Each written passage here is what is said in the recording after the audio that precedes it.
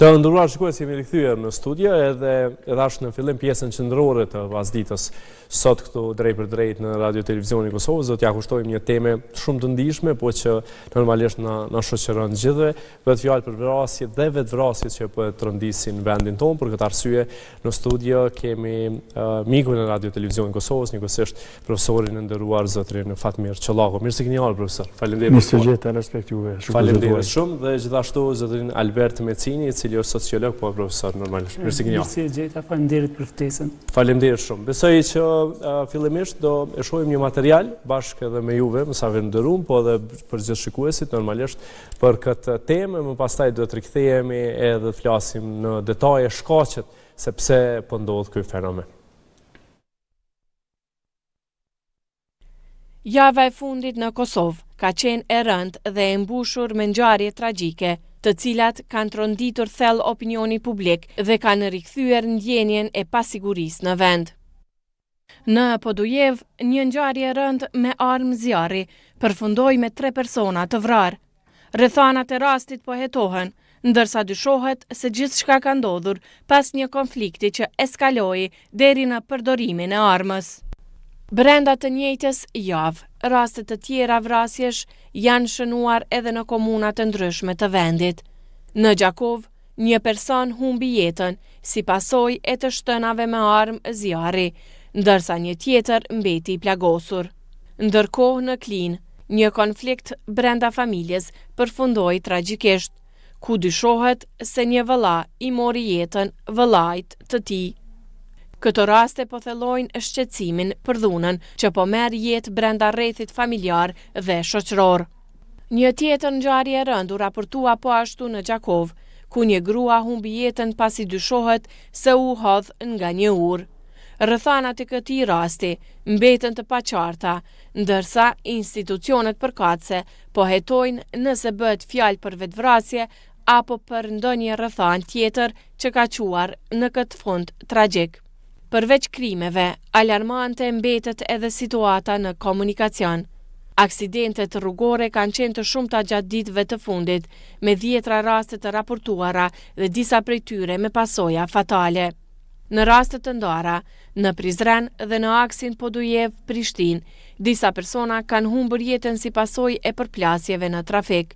Po ashtu në Prizren, një këmbësor i moshuar u godit për vdekje nga një vetur, duke shtuar edhe më tej bilansin e viktimave në rrugë. Statistikat e aksidenteve me fatalitet në trafikun rrugor për vitin 2025 kanë shënuar rritje.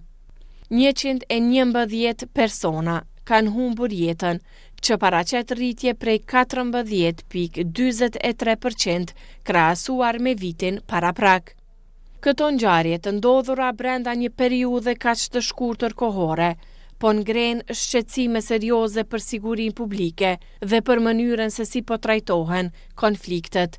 Ato tregojnë për një nevojë urgjente për reflektim dhe veprim, si nga institucionet, ashtu edhe nga vetë qytetarët. Sipas raportit vjetor të Policisë së Kosovës, janar-dhjetor 2025, numri i vrasjeve ka shënuar rritje. Nga 17 vrasje në vitin 2024 në 19 vrasje në vitin 2025, ose ngritje për 11.76%. Gjithashtu për periudhën 2024-2025, Policia e Kosovës ka konfiskuar 1931 armë zjarri të llojeve të ndryshme, apo 10.59% më shumë krahasuar me periudhën e vitit paraprak. Por përtej raportimeve dhe statistikave lindin disa pyetje thelbësore. Apo bëjnë mjaftueshëm institucionet për të parandaluar krimet dhe për të rritur siguri në vend?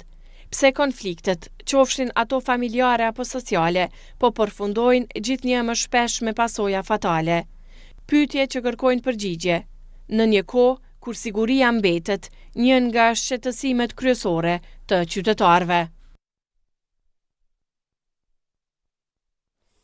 Pa pra të ndëruar shikues këtë material të përgatitur nga kolega jona Ida Gashi që tregonte statistika po edhe për rastet e fundit që ka ndodhur në vendin tonë. Po nisi me juve zoti Qollahu, pse është rrit ky numër para se të fillojmë kështu një informat që ndoshta besoj edhe ju e dini, po edhe shikues që vitin e fundit ka pas rritje që nga viti 2024, pra në 2025 në raportet e policisë thonë që ka pas rritje të numrit të atyre fatkeqësisht që janë vetvëra, po edhe që ka pas vrasje. Pse ndodh kjo, profesor? Fillimisht duhet dallohet kategoria e vrasje me vetvrasje, duhet dallohet, pavarësisht që dy kategoritë në këtë rast janë treguesi një krize shoqërore dhe në këtë kontekst edhe një shtimit të pasigurisë, gjithsesi kalimi prej sigurisë së qëndrueshme dhe prej tësimit të sigurisë në shqetësim për këtë luhati, përkatësisht zoglim të sigurisë dhe krijim të pasigurisë. Se këto dy kategori janë në raport të zhdrejtë njëra me tjetrën. Nëse është siguria e qëndrueshme, atje s'ka pasiguri, nëse pasiguria është shtuar atë nuk ka siguri të qëndrueshme kështu me radhë, por kur flasim për vrasjet, do të flasim vetëm për vrasjet. Mos e bëjmë bashkim me vetvrasjet sepse vrasja është vepër penale, vetvrasja nuk është vepër penale. Vrasja është krim i rënd sepse shuhet jeta e njeriu, kurse te vetvrasja kemi vetë shuarit, gjithsesi individi pra për arsye ose motive të cilat duhet shpalohen se cilë rast veç e veç, ja merr jetën vetes. Natyrisht të dyja janë të shëmtuara si dukuri, po te vrasja është përgjegjësia e shtuar edhe institucioneve dhe komunitetit e kështu me radhë. Prandaj shtimi i numrit vrasje me një komunitet është tregues më vërtet një pasigurie. Pse ndodh kjo? Janë faktorë të shumtë. Nëse analizojmë vrasjet një nga një, gjithsesi rast për rast, shohim se motivet janë të ndryshme. Edhe këto rastet e fundit që ndodhen tash në Gjakov, Klinë dhe Podjev, janë motive krejt të ndryshme të këto raste.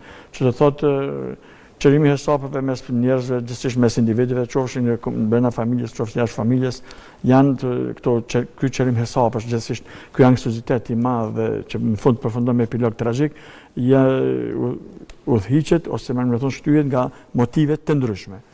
Për rastin e Podjevës që ndodhi tash, ajo është ka dimne në publik, gjithsesi ka shplasu në publik, motivet ende janë pas bardhura mirë, por dyshohet për disa motive, pra që për një lidhje mes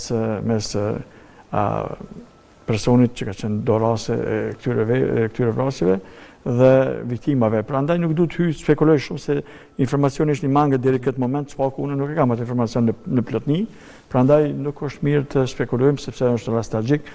E shprehin ngushëllime familjarëve, si te rasti i Gjakovës që ka ndodhur pakës më herët, si te rasti i Klinë atje që ka ndodhur mes dy vëllezërve, po ashtu edhe ky rast që ndodhi në Podjev, sinqerisht i shprehin ngushëllime më sinqerta familjarëve sepse janë raste me epilog tragjik, prandaj çdo jetë e humbur në Kosovë nga kushdo qoftë do rasti që mund të jetë, është për mua një humbje e madhe për shoqërinë kosovare dhe një tregues, një jo stabiliteti edhe shoqëror.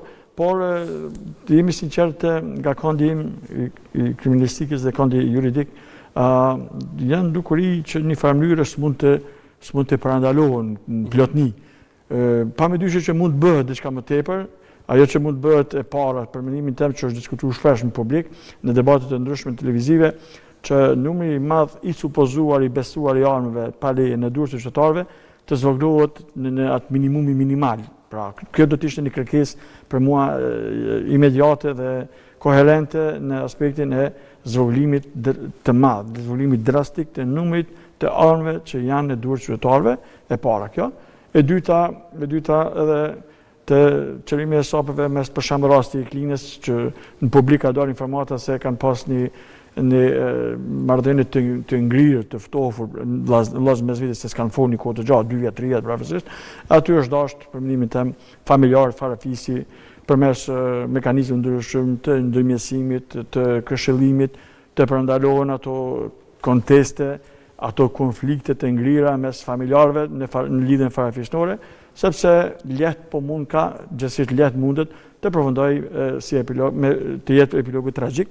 Prandaj çdo shpëtim i një jete të mundshme të humbur, për mua është një vepër humane e lartë dhe është një përgjegjësi edhe qytetare dhe përgjegjësi kombëtare kështu me radhë. Pra, kudo qoftë që ka mundësi të ndërhyjet në aspektin edhe tradicional, kanonor, qytetar, bashkësisë, komunitetit që ndërhyjet në kuptimin e pajtueshmërisë mes personave në lidhje farefisnore, familjare, fshinësore dhe tjetër, të veprohet, prandaj po përsëris është një patriotizëm dhe heroizëm për mua me shpëtu një jetë njerëzit nga një gjendje stihike, sporadike, cila me pastaj mund të eskalojë në një çast. Aludoj në rastin e Klinës, të rasti Gjakovës nuk i kam informuar se cili është motivi, kurse rasti që ka ndodhur. Kishin qenë profesor më falë të Po, kanë qenë misi, po. Kishin qenë To e shok të dim, ngushtë. po nuk e dim, unë për vetë nuk e di shkakun kryesor, po.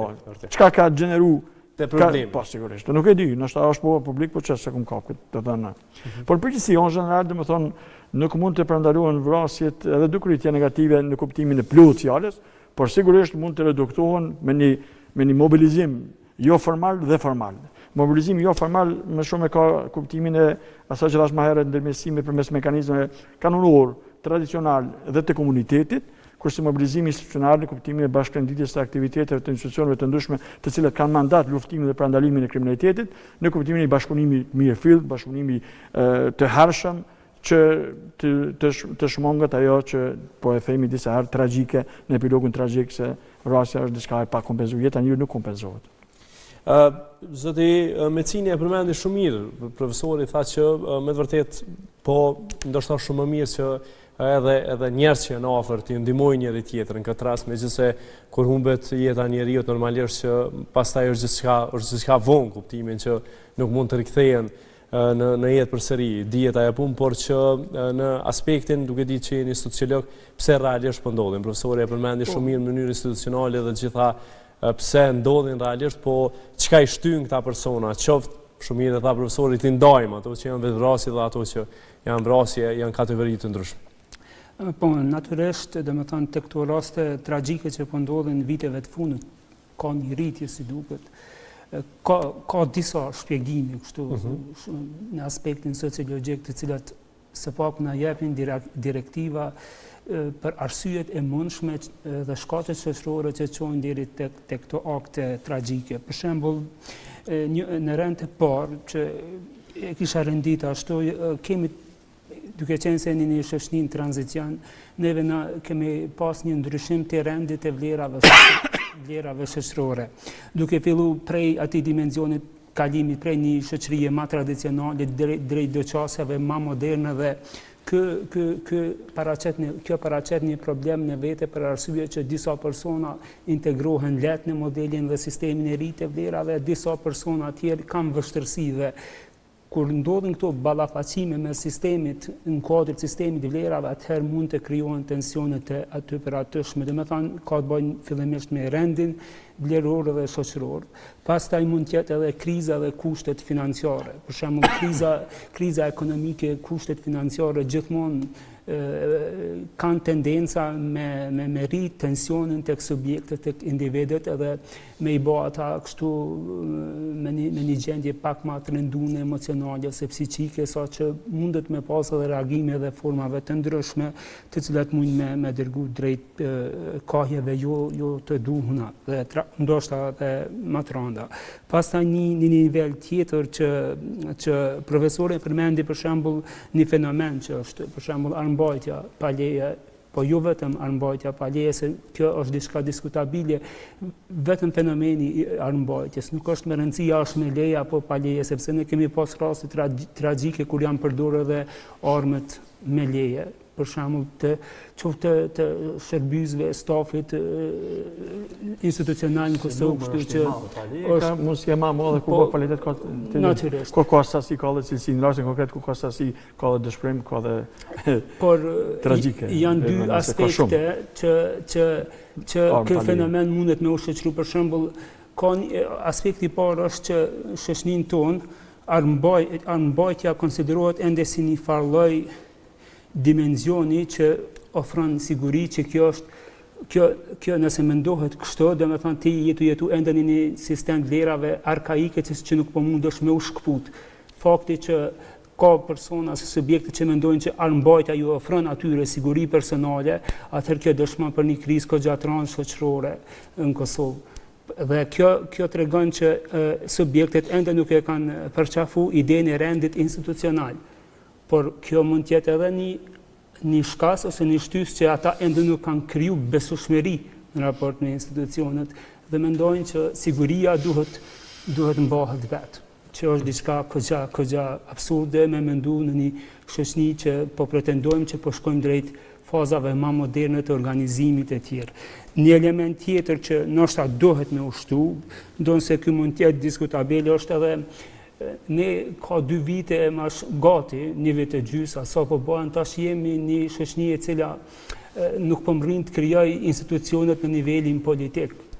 Dhe në një shoqëni ku besueshmëria në raport me institucionin dhe me shtetin fillon të bjerë, atëherë njerëzit janë prirur me qitë vetën e pa. Do më thanë, kur rendi institucional nuk funksionon në ato parametrat dhe në ato konditat e veta, njerëzit gjithmonë janë prirur me qitë vetën në rend të parë, me posedu armë, me tregu atributet e veta, me tregu qofsh në ato dhe të damshme dhe të gabushme, dhe kjo dëshmon që, do më thanë, kjo dëshmon për sistemin e tanëseshëm shoqërisë kosovare momentalisht, e cila nuk mrin me marrë vetën, dhe më thanë, janë elemente dhe faktor që paradoksalisht, dhe më thanë, ndërlidhen me njëmë në tjetërën dhe krijojnë gjendje tensionuse, jo rehabilituse, edhe cilat mundën me derivu në... Po, pa tjetër, Mësë ndërlidhe, akeve.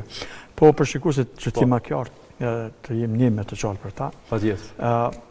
Që tha kolegu, edhe me orë me leje ka pas raste kërën, po, shumë e vërtet, por përpjestimisht nëse bëhet krahasimi i numrit të besuar, të supozuar, të numrit të armëve që janë në durë qytetarëve dhe numrit të persona që kanë leje për armbajtje, dallimi është jashtëzakonisht i madh, sepse për të kërkuar, fillimisht për të fituar drejtën për bartur armë me leje, janë procedura, të cilë procedura duhet të ndiqen dhe në fund është vlerësimi i rrezikshmërisë së personit nga deklarata për arsye se ai është i rrezikuar, apo arsye pse kërkon ai me pas leje. Njëkohësisht edhe shëndeti mendor dhe kontrollimet e vazhdueshme periodike që janë si pjesë e standardit për armbajtje pa leje, që do thotë një mënyrë apo tjetër selektohen, kushtimisht selektohen, përgjigjen, instruohen procedurave standarde që janë në fuqi tani për të marrë një leje për të bartur armën.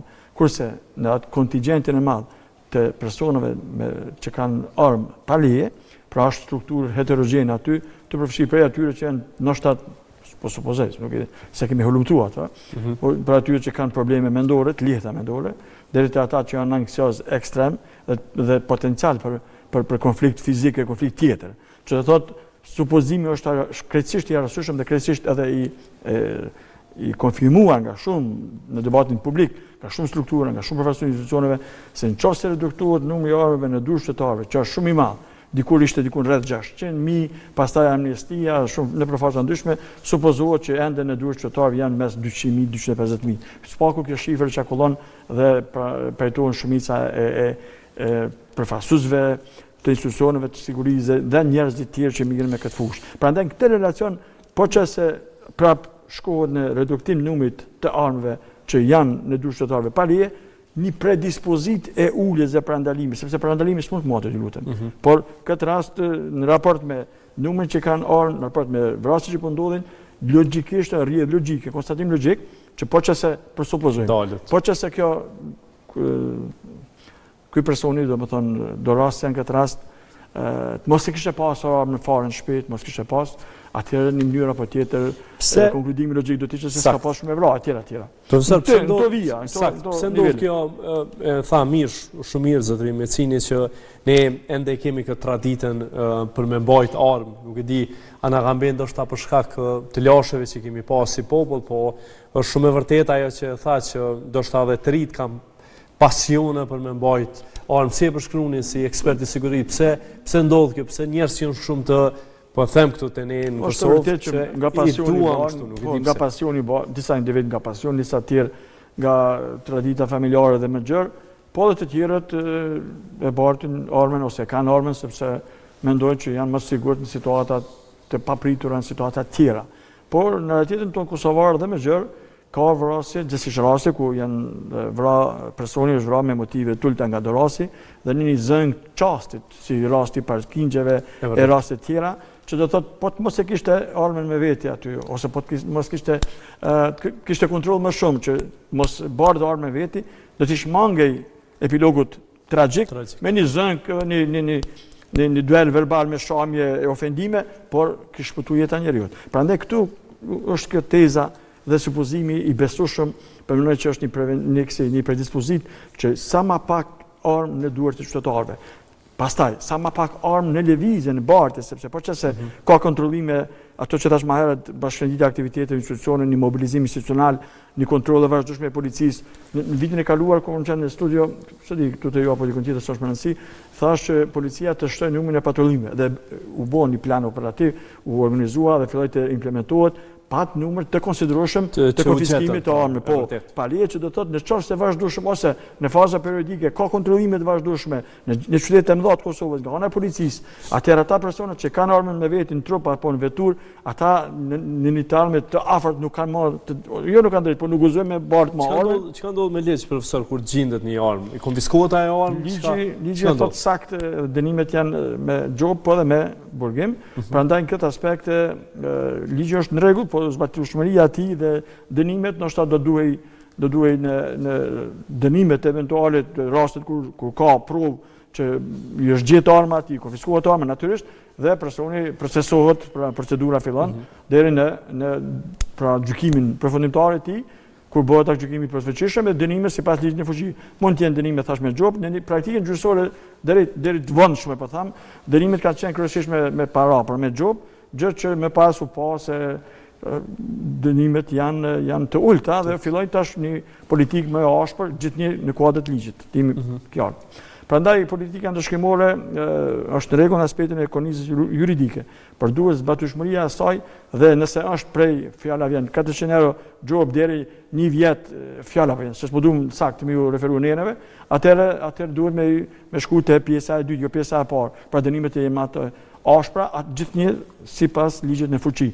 Dhe tash, kënena politika ndëshkimore e ashpërsuar në kuptimin e ndëshkueshmërisë sipas ligjit gjithnjë, kënena preventiva në aspektin e kontrollimeve shpeshta, kontrollime kriminalistike, pra kontrollimi i veturës, i personit e tjera, shmang bartjen e shpeshtë e të shumtë të armëve me veti persona në lëvizje, shmang.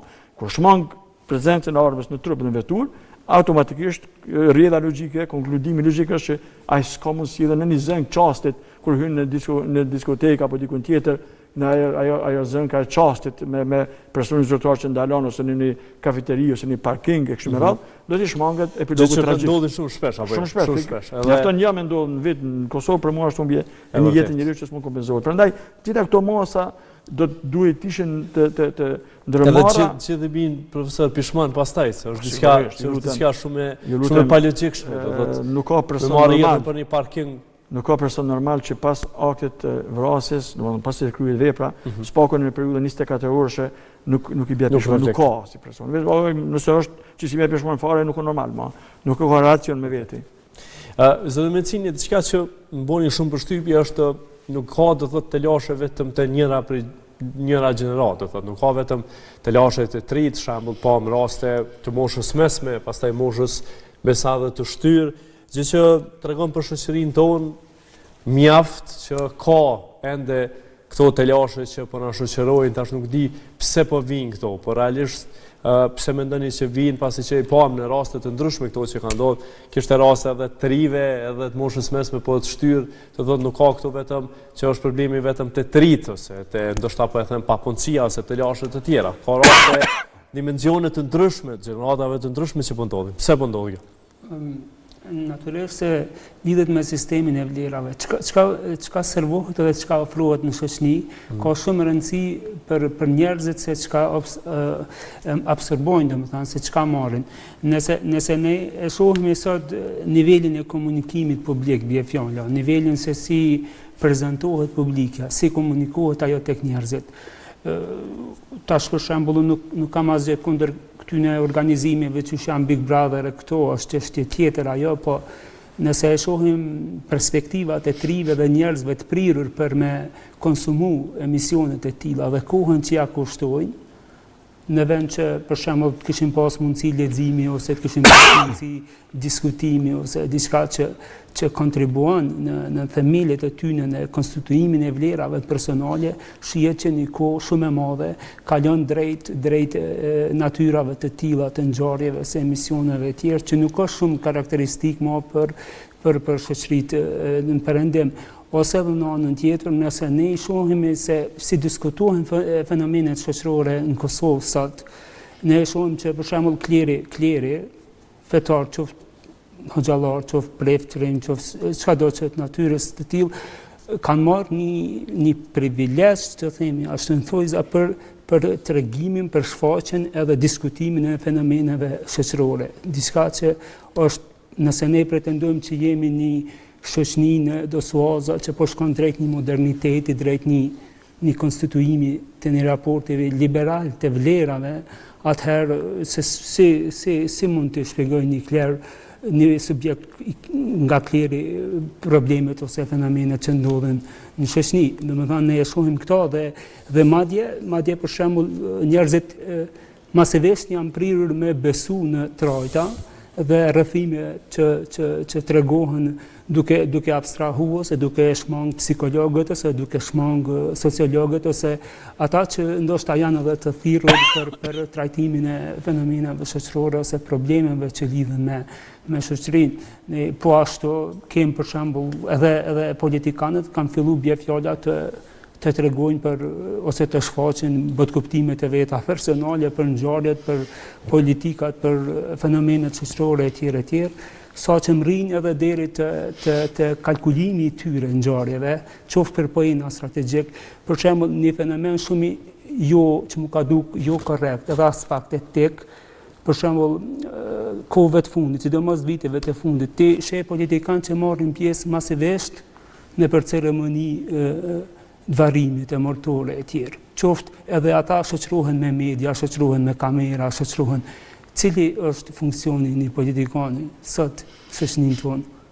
Domethënë, pse ndodh për arsye të prezantimit të vetës, të poenave politik, që kjo nuk është karakteristik, sepse ato janë detyra të ndane. Dhe ne e shohim që kohëve të fundit kemi një sistem vlerave që ndonë se tash periudha tranzicionit, se shoqënit nuk munden gjithë me metë në periudha tranzicionit, na tash 26 vjet pas luftës. Por megjithatë duket qartë që rigiditeti në sistemin e vlerave tona ko pas kohë del dhe shfaqet.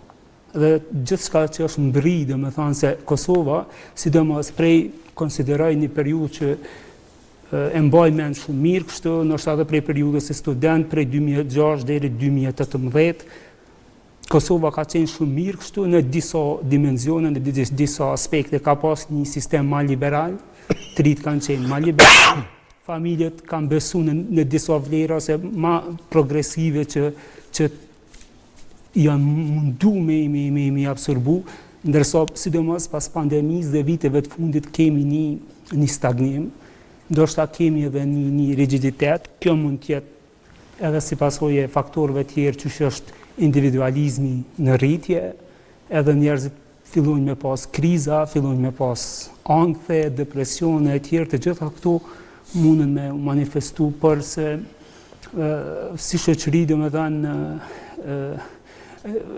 fenomenet e tilla, ngjarjet e tilla tragjike, domethënë që ndodhin, kompleksiteti i tyre është shumë i madh sepse nuk është vetëm një faktor, janë shumë dimensione. Nganjëherë është edhe vështirë me mri deri me gjetë cili është arsyeja, cilët janë ato faktorë qendror që çojnë deri atje.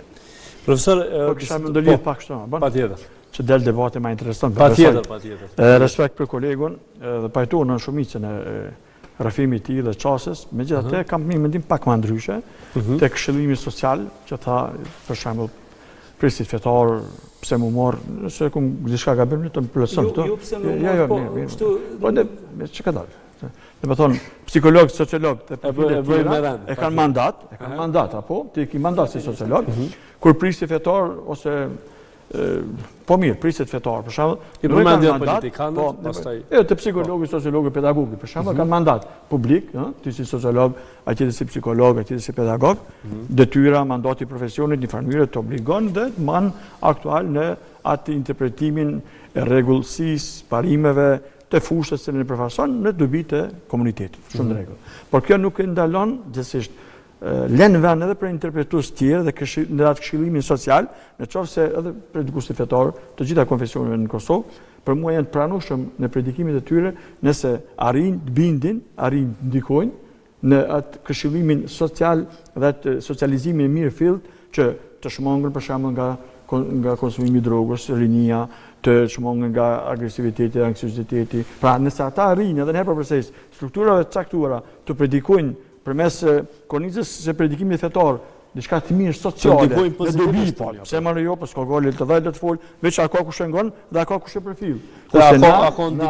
Na kemi mandat publik, se ti kur del të ashtu, ti përfason fushën tonë, përfason edhe institucion nga cili vjen, pavarësisht që vjen individualisht, nuk i mandat përfason institucionin për momenti, po je profesor, je domon stafi pedagogjik i fakultetit, edhe sikur që jam edhe unë. Unë kam marrë profesor vetveten, por megjithatë mbrapa kam një institucion shumë kredibil, të cilin pra publiku e din që unë jam profesor në atë institucion, prandaj në këtë relacion duhet me pas një përgjegjësi më të madhe. Por prisit fetar dhe të gjithë të tjerët, të cilët predikojnë rregullsi, predikojnë moral social në kuptimin e integrimit të strukturave në një rrjedhë dobi shoqërore, stabiliteti shoqëror, shmanges nga të kryet patologjike sociale kështu me radhë, janë dobishëm për mua. Po natyrisht mund të jetë ky interpretim, po një për interpretim, nuk është relikt. A mund të ndikojnë realisht, se profesori e tha shumë që ka ndikojnë, të nimos ndikon, sigurisht të nimos. Ka persona të cilët po e them kështu, nuk di. Po e them kështu në mënyrë më popullore, këtë pjesën e hatrit. Shumë herë që pjesa e hatrit dikush ka te ndonjë person i cili e tha profesori dhe a do duhej realisht. Ashtu që tha që të gjitha japim kontributin ton. Unë mendoj që nuk ka përjashtim, nuk duhet të jetë përjashtim, por është interesi shoqëror, ku dobia shoqërore. Sepse ajo që tha profesori, çka qofse më herët, qofse është ditë që dy vëllezërit nuk bisedojnë njëri me tjetrin. 2-3 vjet pas reformës veti. Po, pse nuk kam ndoshta siç e tha, po publika po pse ose e lehtëson. I pari fshatit, hoxha, mes me shku me ndërmjesu ata farefisi, doja kështu me radhë. E lehtëson kjo për atë dashur. Diçka tjetër.